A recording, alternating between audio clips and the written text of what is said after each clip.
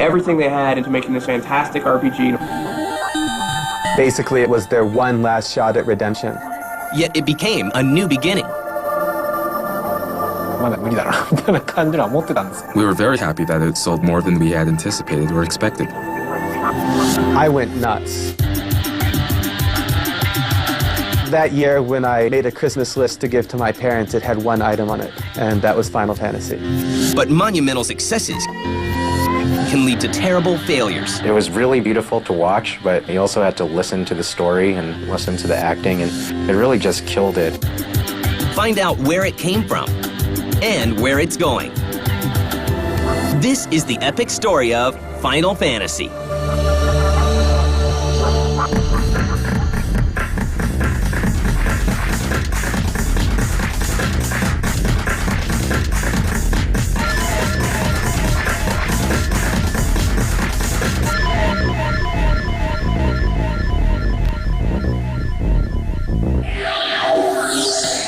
In 1987, a small Japanese game company named Squaresoft is facing an uncertain future. Square was a very small publisher in Japan. They'd come out with a number of games for the Nintendo Famicom here in Japan.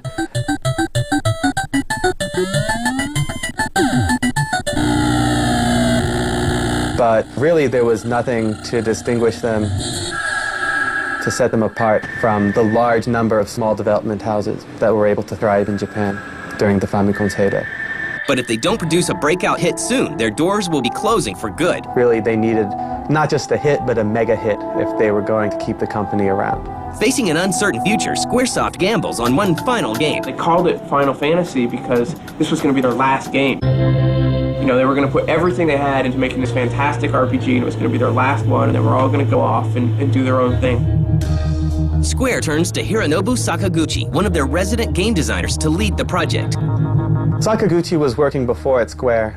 I think that he enjoyed his job, but I think he was frustrated that no matter what he was doing, it never seemed to be enough. Not only for the company Square, but also for himself personally. Sakaguchi, I think, was going to leave the gaming industry. Sakaguchi, he's really the father of Final Fantasy, and you know, if there's one man who this whole thing, and it's his child. Inspired by Dragon Quest, Sakaguchi decides his project will be a role-playing game and hires well-known artist Yoshitaka Amano. For the players, the actual excitement in playing the game really comes from developing a character, seeing that character win battles, or from seeing a great storyline that takes the character into different places in the game. That in and of itself is exciting, but it has a much greater impact when it's coupled with the graphics and the music that go with it. Yoshitaka Amano is a fairly respected artist in Japan, a traditional painter. His works are very dynamic and flowing. As an artist, he really liked to challenge himself. He saw this as an opportunity to try the new thing. He saw the Famicom as just another canvas on which he could try to do something artistic. For the score, Squaresoft turns to their in-house composer, Nobuo Uematsu. I started with a computer game for a friend's company. After finishing that, another friend that worked at Squaresoft was looking for a new composer. The only available jobs for a composer back then were in the games industry. So at that time, Square didn't have anyone in charge of their soundtracks, and that's when I joined. In my mind, Nobuo Uematsu, he really brought a lot of soul to the Final Fantasy games. With his NES and SNES music, it was just brilliant considering what limited tools he was working with. He was able to get players to really feel a story with the music itself. With the team in place, work begins. So Final Fantasy was from the beginning designed to be impressive, designed to be a spectacle that was far beyond graphically, musically, anything that players had seen before. So that's kind of been a hallmark of the series since the start. Square releases Final Fantasy in Japan on December 18th, 1987. And audiences are stunned. Final Fantasy I was a huge success. It didn't quite reach the stratospheric heights of Dragon Quest, but it was clearly the second best RPG that Japan had ever seen. And you know, compared to Dragon Quest, second place isn't that bad. It was enough to save the company. Of course, then, work on Final Fantasy II began soon thereafter.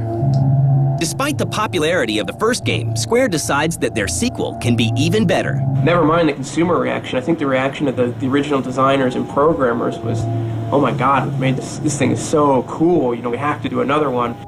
Final Fantasy II arrives on December 17, 1988, and fans take notice. Final Fantasy II was even more successful than the first one. I think that word of mouth on the first one was great. The Famicom user base had expanded even further. Users were ready for another RPG of this kind. Square had really succeeded in making that mega hit that they wanted. They had the success and they had the name recognition, and all they had to do from here on out was keep making the games. Sakaguchi and his team begin working on number 3 and concentrate on a new look. Final Fantasy III had much more complicated graphics than either the first or second Final Fantasy. Final Fantasy III was a late generation Nintendo game. It came out in 1990, and by this point, Nintendo's system had given up all its secrets. So what the developers were able to do with it was far beyond what they were able to do even 2-3 years before. The improvements don't go unnoticed. When Square releases the game on April 27, 1990, millions of fans rush out to buy it. Final Fantasy III was a big success, just like 1 and 2 before it. Square had a good brand name and they kept making quality titles. For Square, the series truly proves to be a fantasy. The fans had come to see Final Fantasy not just as a popular game, but it had become a cultural phenomenon.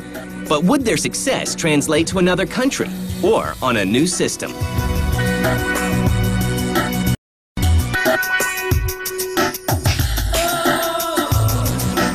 After the runaway success of the first 3 Final Fantasy games in Japan, plans are made to bring them to the US market in 1990, but Square gets some help. Actually, Square didn't bring the first Final Fantasy game to the US. It was brought over by Nintendo themselves. Part of the reason the delay is that at the time, Square didn't have a very large US presence. So the resources necessary for translating a large text-heavy RPG was probably beyond that company. Nintendo's help with the translation and a promotional push with their Nintendo Power magazine helps the game find a new audience. The Nintendo Propaganda magazine had huge 8-10-page spreads on it every month for 6 months, and I read them and I couldn't believe what I was reading. This game wasn't like other games. I went nuts. My friends went nuts. We could just tell that this game was something special, that it was more to it than other games. That it was a world. Maybe not the most complicated world, but at the time there was nothing like it. That year, when I made a Christmas list to give to my parents, it had one item on it, and that was Final Fantasy. That was the only thing I wanted. Word begins to spread, and Squaresoft's Swan Song becomes a hit all over again. It's kind of a common misconception that Final Fantasy I didn't sell well in America, but actually it was quite popular. But the video game world is changing, and a leap forward in technology leaves the 2 sequels by the wayside. Final Fantasy I came out in the US after Final Fantasy III was released in Japan in 1990. By that point, Nintendo had kind of closed the book on the Nintendo Entertainment System and was really gearing up for the Super Nintendo launch. Square begins work on the sequel, but changing technology requires a Final Fantasy facelift. On July 19, 1991, Square releases the 4th Final Fantasy game in Japan, which arrives in the US several months later as Final Fantasy II. The popularity of the Final Fantasy series plays an important part in the launch of Nintendo's new system. Final Fantasy fans are notoriously devoted to their series. When their favorite series made the jump to Nintendo's new hardware, they did too. Square and Nintendo's relationship went both ways. Nintendo's popular hardware helped Square sell lots of copies of Final Fantasy games, but in turn, the popularity of Square's Final Fantasy games drove players to choose Nintendo's hardware. Nintendo probably saw that Final Fantasy was a key franchise they had that would set their system apart from others, and because of that, they latched onto it and promoted it to give them an edge above their competitors. On December 6, 1992, Square releases Final Fantasy V in Japan. The game is considered too hard for American gamers and isn't released in the US. But fans would not have to wait long. The 6th game in the series arrives in Japanese stores on April 2, 1994. The game arrives in America as Final Fantasy III, and it once again takes the video game world by storm. Final Fantasy VI was a graphical powerhouse. It was the most beautiful game you'd ever seen. I think it was the first game in which Yoshitaka Amano's art was able to be preserved in the characters and in the world, not just in the monster designs. Graphic technology had improved to the point where small bits and pieces of his style were able to show through. It had a fantastic musical score. The music is widely considered to be Nobuo Uematsu's best score. For their next game, Square lays the foundation for a game unlike any other. But their path will take them away from the company that had first helped them become a success. As a software provider of great content and games, to meet consumer demand, it requires a lot of investments and time. For Final Fantasy VI, we expanded, we opened some doors. And in order to keep on doing that with the next installment, we as a development team wanted to obviously make it visually more advanced. And I think it was only going to work for us if we went with the hardware that had more capacity for us. After Final Fantasy VI came out, everyone assumed that Square would move on to the Nintendo 64. In fact, Square released a graphical demo using the Final Fantasy VI characters. This graphical test was preparation for developing Final Fantasy VII. When Square did announce Final Fantasy VII, it wasn't for the Nintendo 64. It was for the Sony PlayStation. We saw that the PlayStation was going to be better for us with its higher performance. Square stuns the game world and strikes an unexpected alliance with Sony. I do remember that one day, Sakaguchi-san and I just bumped in the hallway, and he was wearing something on top that already had the PlayStation logo on it, basically, and said, "This is what we are going for." And so I just said, "Okay, that's fine." And that was pretty much it. A new game is planned, one that will finally achieve the movie-like game quality the previous incarnations have been building towards. The big leap came with Final Fantasy VII. That was when the company switched to the PlayStation game console. With the enhanced capabilities of the console, I now had 3D graphics as a method of expression. I now had the use of camera moves and was able to show visuals from different angles. I was able to really expand my visual expressions and create a much more intricate storyline, as well as intricate visuals for the game. When creating 7, we were just so sucked into creating the game that it didn't feel as long as the development period as I thought. Seeing things that we had never seen before done in the sense of creating movies. Character designer Tetsuya Nomura is called upon to bring his 3D fantasy to life. I was in charge of the character design for Final Fantasy VII. This was the one Final Fantasy to date that I've been most deeply involved in. It was the first 3D game going on the PlayStation. I also saw how the monsters and characters and all those things worked out. So I kind of oversaw a balance of all those elements. It was something that the team was so excited about what we were doing that it just didn't seem like we were spending so much time on it. We also felt as if we were creating the next generation role-playing game, like we were all leading the way and we were all creating something. We were pioneering this genre over again. I think the final product was very close to what we had envisioned and what our goal was.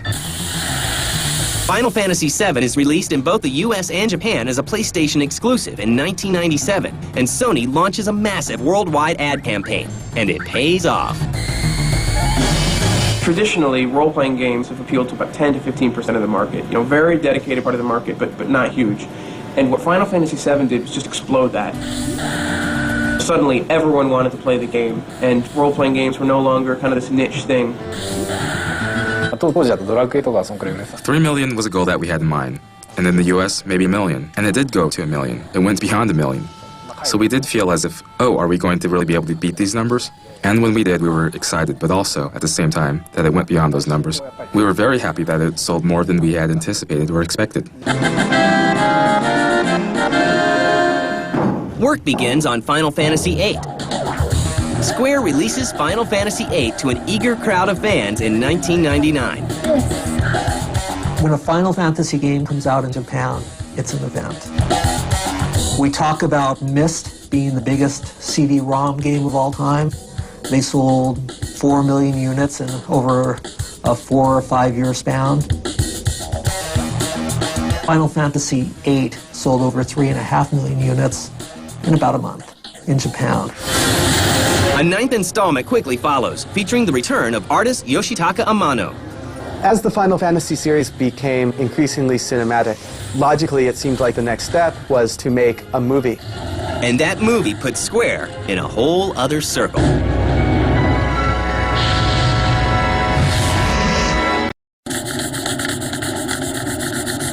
By 1999, game giant Squaresoft announces plans to produce a film based on its hugely successful Final Fantasy franchise. Hundreds of millions of dollars go into the making of Final Fantasy: The Spirits Within, directed by Sakaguchi.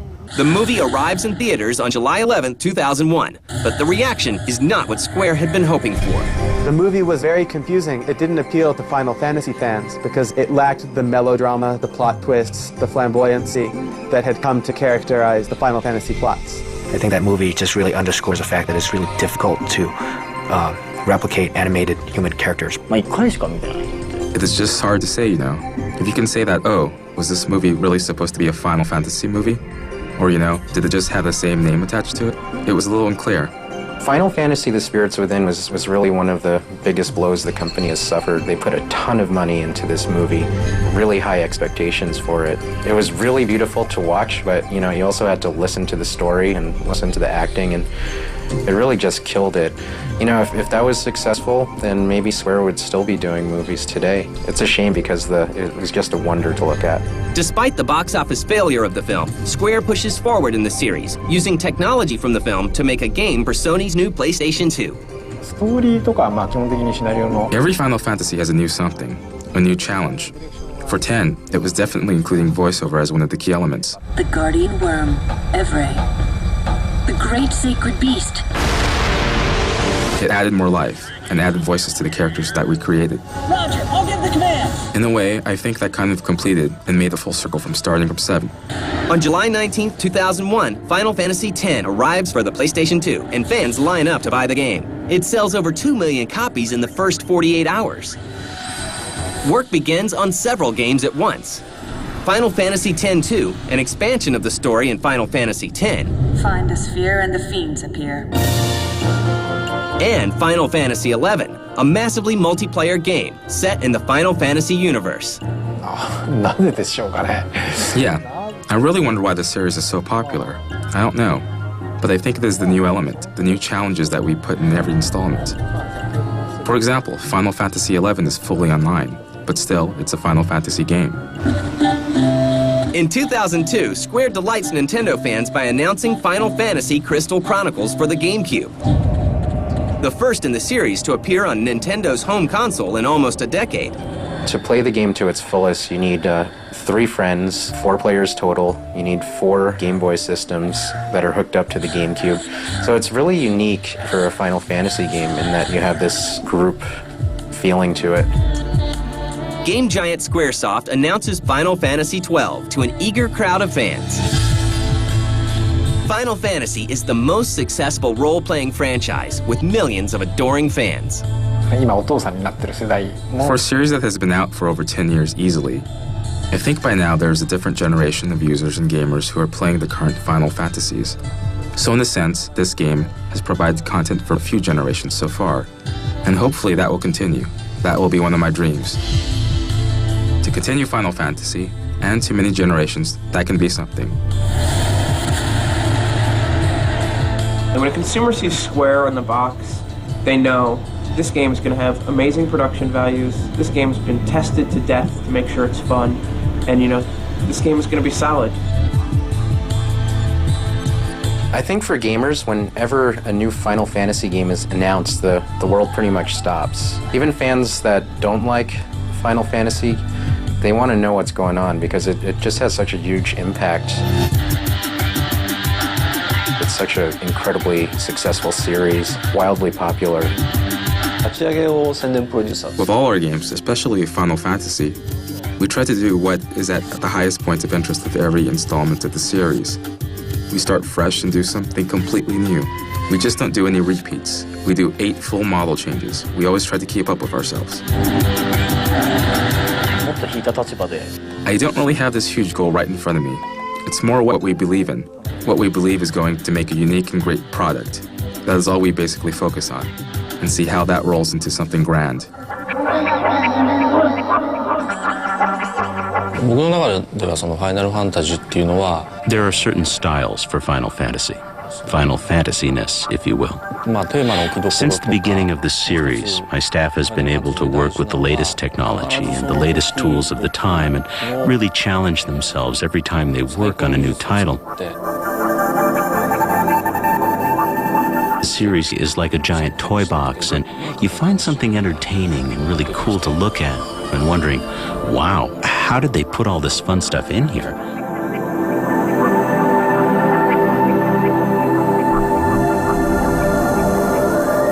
As far as the future goes, I think Final Fantasy is going to be around for a long, long time. As long as Square keeps the talent fresh and the games interesting and exciting, I think that consumers are going to enjoy the games. I hope that the series will continue in a way forever, as long as there are users out there who want Final Fantasy. Really, I don't think there's going to be a Final Fantasy.